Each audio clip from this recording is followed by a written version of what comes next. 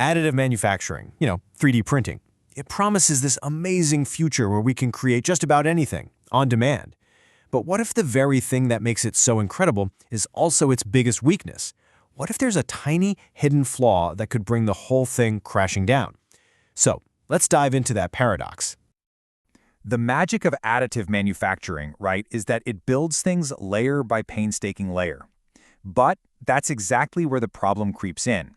We're talking about tiny, almost invisible imperfections that are born from that exact process.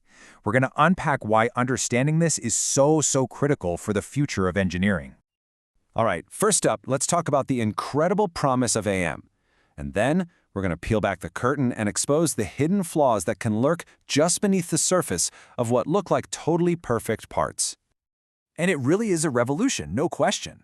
We can now create these unbelievably complex, lightweight, and super strong components basically on the spot. I mean, think about it. Custom surgical implants that are a perfect fit for a patient, or these intricate jet engine parts that we literally couldn't make any other way.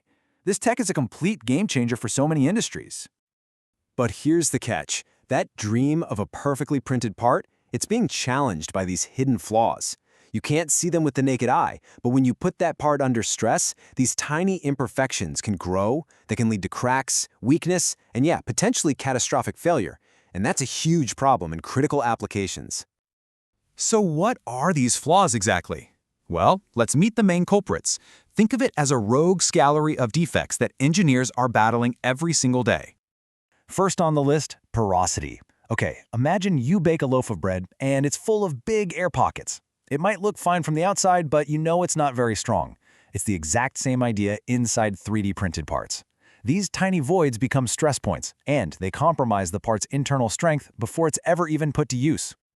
Next up, we've got laminar fractures. Now remember, AM builds things layer by layer. So what happens if those layers don't fuse together perfectly? You get these weaknesses between them. The best analogy is a deck of cards. It's strong when you press it all together, but it's super easy to split apart. This is a massive challenge for the structural integrity of these parts. And finally, there's poor surface bonding. This happens when the little particles of metal or plastic powder don't fully melt and fuse together right on the surface. Now, this doesn't just create a rough finish, it also creates the absolute perfect starting point for tiny cracks to form and then spread. Not good. So, those are our main bad guys. Now let's see how these defects cause some real trouble when we move from the drawing board into the real world with different materials. And believe me, the type of material matters a lot. With polymers, like the common ABS plastic, the problem is often this degradation that happens just below the surface. This can actually soften the part and create these little weak spots. But for high-performance metals like Inconel, the issue is more about inconsistencies in the microstructure itself, which leads to the part wearing out way faster. And this isn't just theory. Research from Yanistik and their team really spells this out for polymers. What they found is that even if you treat the surface and make it look smooth and strong, the material just underneath can still degrade. So a part that looks perfect on the outside doesn't mean it's actually strong on the inside. And it's pretty much the same story for metals. Research from Fumagali's group tells us that wear and tear is directly linked to those core AM problems we've been talking about, porosity and those inconsistent layers. Basically, the way a part is printed fundamentally determines how it's going to wear out over time. And look, this isn't just happening in a lab. In the real world, these defects have some serious consequences. A 3D printed dental crown chips because of micro defects. A critical aerospace part fails way too early because of tiny voids. A biomedical implant fails because of a flaw on its surface. For these kinds of applications, the stakes are incredibly high, which is why finding a solution is just paramount. But okay, it is not all doom and gloom. This is where the story gets really interesting. Researchers aren't just sitting around identifying problems, they are actively developing some really clever solutions to create parts we can actually rely on. Two key strategies are really leading the charge here. First, there's laser polishing. Think of it like using this tiny but incredibly powerful laser to precisely remelt the very top layer of the part. It smooths everything out, sealing up those dangerous surface cracks and weak spots. Then the second method is heat treatment. Here, the whole part is basically baked in a specialized oven.